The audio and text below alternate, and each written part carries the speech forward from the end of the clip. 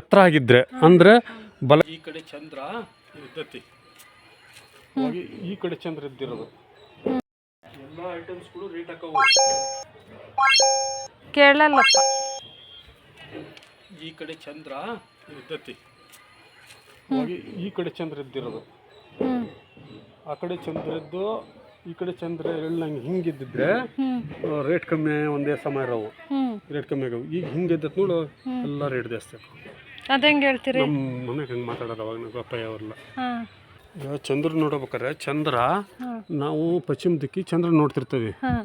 ಪಶ್ಚಿಮ ದಿಕ್ಕಿ ಚಂದ್ರ ನೋಡ್ತಿರ್ಬೇಕಾದ್ರೆ ಹಿಂದೆ ನಮ್ಮ ಹಳೆಯರ ಯಜಮಾನ್ರು ಏನು ಹೇಳೋರು ಅಂದರೆ, ಪಶ್ಚಿಮ ದಿಕ್ಕಿ ಚಂದ್ರ ನೋಡ್ಬೇಕಾದ್ರೆ ಚಂದ್ರ ನಾವು ನೋಡುವ ಬಲಗಡೆಗೆ ಎತ್ತರವಾಗಿ ಇದ್ದಿದ್ರೆ ಆ ಚಂದ್ರ ಕ್ರಾಸು, ಆವಾಗ ರೇಟು ಕಮ್ಮಿ ರೇಟು ಸಾಮಾನು ಅಥವಾ ಎಲ್ಲ ಕಾಳು ಕಡಿ ಬಿಸ್ನೆಸ್ ರೇಟ್ ಕಮ್ಮಿ ಇರ್ತತಿ ಅಂತ ಹೇಳೋರು. ಅದೇ ಅಕಸ್ಮಾತ್ ನಾನು ನೋಡೋದನ್ನ ಪಶ್ಚಿಮಕ್ಕೆ ನೋಡ್ಬೇಕಾದ್ರೆ ಚಂದ್ರನ ಎಡಗಡೆ ನೋಡಿದರೆ, ಎಡಗಡೆ ಎತ್ತರ ಆಗಿದ್ರೆ ಅಂದರೆ ಬಲಗಡೆ ತಗ್ಗಾಗಿ ಎಡಗಡೆ ಎತ್ತರ ಆಗಿದ್ರೆ ಚಂದ್ರ, ಅವಾಗ ಎಲ್ಲ ಪದಾರ್ಥಗಳು ದಿನಸಿ ಎಲ್ಲ ಥರದ್ದು ರೇಟ್ ಜಾಸ್ತಿ ಆಕತಿ.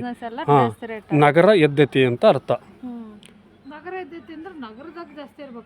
ಅದು ಒಂದು ಪದ್ಧತಿ ಹೇಳೋರು.